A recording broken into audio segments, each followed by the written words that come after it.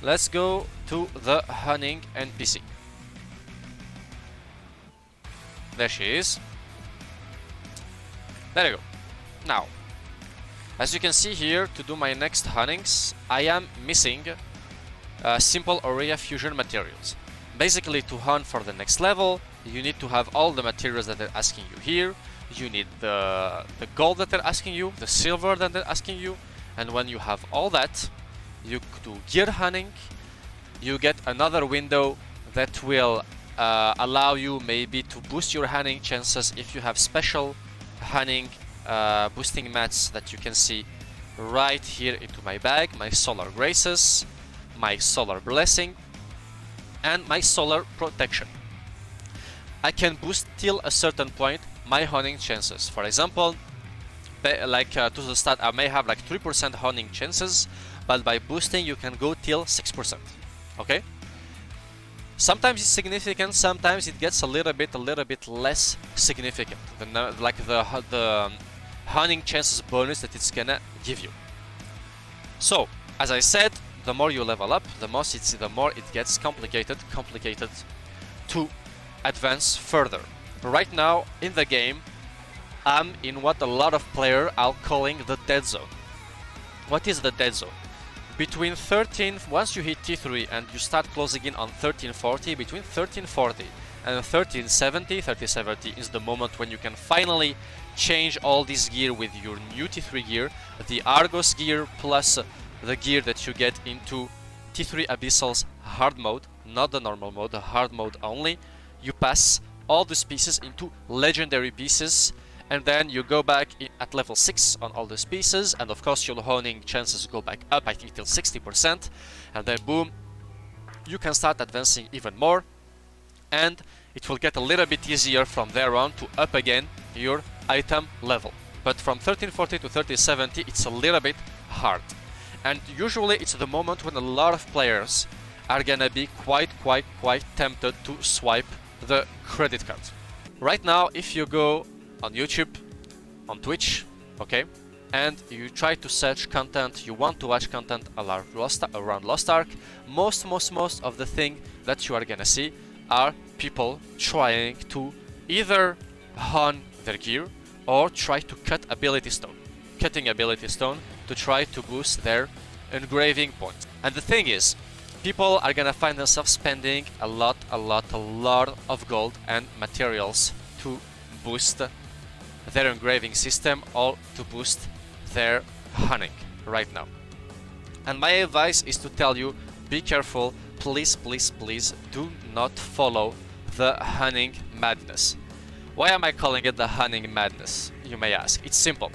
You don't need to race that early into the game. Lost Ark is still into its very early stage compared to the Korean version. Like, we almost don't have any of the content that Korea have right now in terms of raiding. You don't need to have your main character you don't need to have 1490 on your item level, okay? At 1370 that I'm almost reaching right now, I can start playing Argos, and then basically once I reach Argos, I'm doing the last available high level content in the game. So why should you swipe your credit card? Please do not swipe your credit card. If you want to occasionally put 20, 30 euros, it's your birthday or it's Christmas, you know, you want to throw in $100, fair enough. Switch yourself, have fun. It's like going into the casino from time to time. You go into a casino once a year, okay, you're not a gambler, but it's funny. That day you'll have some fun, throw in a few $100, and there you go. Usually if you're a healthy person, hopefully you're gonna stop there, alright? So, the problem with all what we're saying right now in the Lost Ark content, what I'm afraid personally a little bit about, and I'm seeing a lot of people reacting like that in the comments of those videos or those streams, is people getting discouraged about the game. Like, imagine you're a player that is at T1 or T2 or is thinking about starting the game, okay? You stumble on a streamer or on a YouTube video where you see that people like weared like 5k gold, like they weared like, I don't, not even 5k gold, no, I'm kidding, sorry, not 5k gold, it's nothing. Like that I weared like $5,000, 5,000 euros, 10,000 euros, etc. sometimes like I feel like there isn't enough like disclaimers like from content creators. Okay, they don't put enough disclaimers to say be careful guys, we're just having some harmless fun here, we can afford it, please don't do this at home, you know, like all those action movies or when you watch like a cat show, there's always this message at the beginning, please do not do this at home. It may sound dumb in terms of message, but trust me, this message exists for a reason. Why, you may ask? Because people are gonna actually do this at home. A lot of people are gonna try all this crazy catch position at home. I can assure you that. I'm not gonna break the leg. Same thing. But here, instead of breaking their leg, they're gonna break their finances, they're gonna break their account. In some cases, we can almost say that it can be way worse. Because your leg, after a few months, it's gonna heal, okay? Your account, after a few months, it may not heal as easily, okay?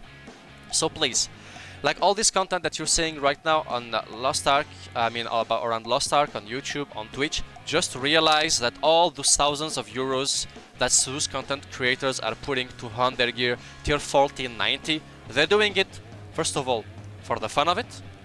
Second, they can afford it, they have the money for it.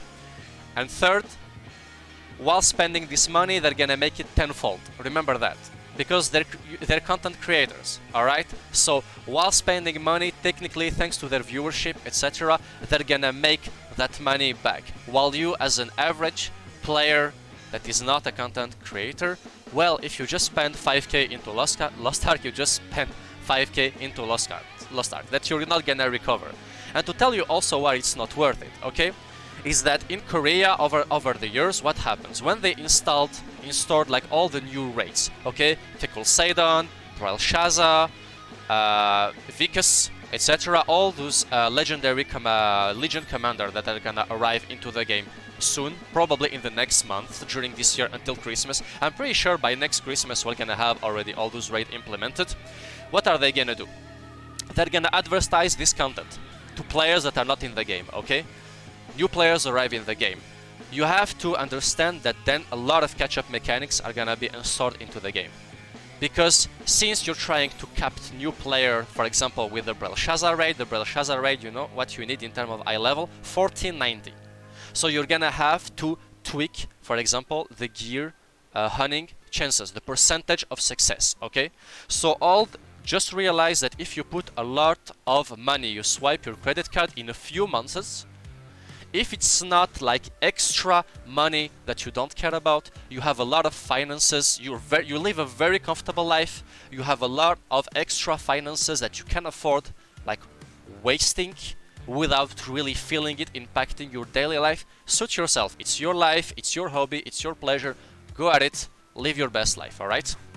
But just realize that in a few months, the hunting chances are gonna get tweaked, and suddenly you're gonna see all the new players being able to realize all what you did, all where you spent thousands and thousands of gold, succeed in all this content way easily and almost catch up to you to be able to do all this new content that you were waiting for.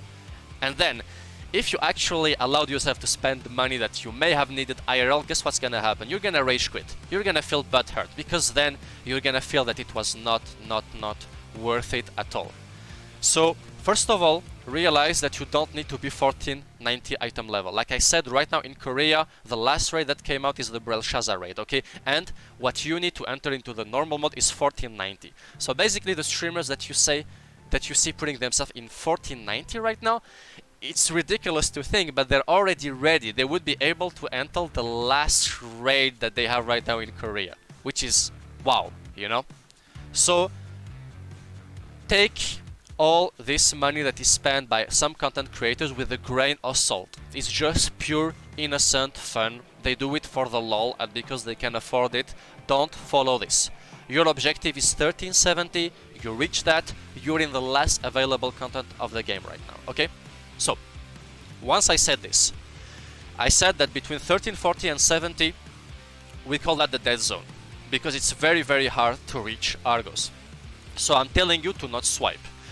But I'm not just gonna tell you to not swipe for money, I also gonna give you the best way to hunt your gear, personally to my advice, to optimize in the best way all those mats, your Guardian Stone, your Destruction Stone, etc. How to make the best out of it and advance on that high level the fastest possible, okay? My first advice that I would like to give you for that is to not hunt your gear every day. Every day you can do your Chaos Dungeons and you can do your Guardian Raid. And it's the two main sources that you're gonna have every day to farm to win those materials.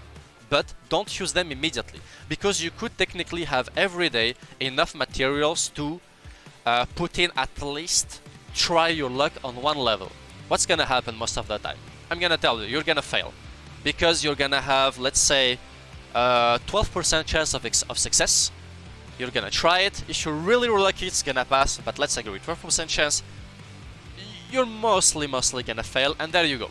You lost those mats. Why shouldn't you hunt every day? I would tell that you should only hunt one time per week or one time every 2 weeks at T3. Why is that? When you hunt, there is something that is called solar protection, solar blessings, and solar grace. Okay, you use them to boost your percentage of hunting chances. Alright. You win something called maps when you play. Okay, you see that I got a map, the purple map, I got a legendary map, okay, and those maps, you win them while doing, for example, your Chaos Gates. These legendary maps, eventually, while doing an event called Chaos Gate, I win Rift Shards, okay, and those shards, eventually, when I get enough of them, I exchange them against a chest. And when I open this chest, I have a chance to get into it another map. And this map can be legendary. Here you can see I was lucky, I got a legendary map. What do you win by doing those maps? Well, you actually win those solar protection, solar blessing, and solar graces that will help you up your chances of to succeed your hunting gear. For example, imagine you get basic chances 12% on your, let's say, weapon. If you can put the maximum of allowed, like boosting materials like those ones, let's say you could potentially put it till 24%. But the thing is that those mats, they don't fall out of the sky. You need a little bit of game time to collect enough of them. And that's why you should wait 1 or 2 weeks before hunting. Why is that? Because those maps, it's a slow grind. Okay? It's a slow grind. You don't have a Chaos Gate every day. You have a Chaos Gate every few days, so you will need a little bit of time before collecting enough of those maps to get all those extra maps that will help give you more like success chances on your hunting. Okay, so hold onto your mats till you are ready to throw them. Another reason why to hold onto them, it's simple. The more you hold into them, the more by the time you decide to jump into it and to burn them, you'll have more of those extra boosting mats on you. So you will make it more worth your time. Your Guardian Stone are gonna be better optimized, like the spending of those Guardian Stones, okay? Another reason, for example, the last Guardian Raid that I unlocked right now for my character, it was at 1340. 1340. So it means since 1340 I don't have a single Guardian Raid that I can do. My next Guardian Raid is only at 1370. Okay, and between 1340, like my last Chaos Dungeon that I unlocked was at 1355. Why am I saying that? Right now, I'm looking at my mats. At the end of the week, if I perfectly know with those mats that I'm getting right now in my bag, there is absolutely no way that I can make it to 1370. Okay, I'm not gonna spend them. I'm gonna hold on to them another whole week. Why is that? Because another whole week I'm gonna have the time to grind way more of those maps. I'm gonna get way more of those boosting mats, and then I'm gonna burst through all my materials while bumping my hunting chances with them, with my solar protection, solar blessing, and solar graces, and then I'm gonna have way more chances to not miss my upgrades. Okay, you don't need to upgrade every week, because every day, because at the end of the day, if you do that, you're just gonna win with all the fails that you're gonna get, since you did not save up on those mats first of all. Maybe you're gonna get, let's say, on 10 upgrades you're gonna succeed, let's say, 2 of them if you're lucky. With 2 of them you're gonna get maybe 1 point of advancement which is literally nothing, okay? Another way to get more of those maps. If you go into your trade skill, what I recommend a lot for free-to-play players to do is to work on excavating. Excavating is one of the trade skills that you have. What do? Basically, you dig around. You have a shovel, you're gonna dig, and then you're gonna find different relics. And those relics into your stronghold, the stronghold of your roster, of your character, you can craft another type of maps that you can see here that are archaeological maps, okay? And those ones, you can only do them alone. Those ones, you can share them with other people. Those ones only alone. And when you do those maps, you can win more of those boosting maps, especially solar graces. It's the basics ones, I know that, but trust me, they're also very useful. You should farm the maximum of those solar graces as much as you can. So really don't miss out on them. Maybe at the beginning try to boost your archaeology so you can craft as many as you can of those maps at tier 3. Me personally, my archaeology at Punica, that is the T3 zone in the game, I like to go at Secret Forest. Why Secret Forest? You realize that it's a zone that has a lot of straight lines. So it's very easy to remember the different spots where you need to dig for your archaeology. It's very easy to learn them by heart, so you win a lot of time and you can farm your archaeology very fast and get all the relics that you need to grind to craft those maps that are gonna give you more mats that boost your hunting chances. Alright? Those maps that I just showed you, me personally, what I would advise you to do, that's what I'm doing with my guild personally. You need to remember that those maps, you can share them with other people. What I mean by that? If I go alone, okay, let's say I'm gonna drop maybe 2 solar protection, that are the purple one, okay? If I take 3 other people with me, I don't miss out on anything. I'm just gifting basically to 3 other people the chance, the ability to also loot maybe 2 solar protections. Alright?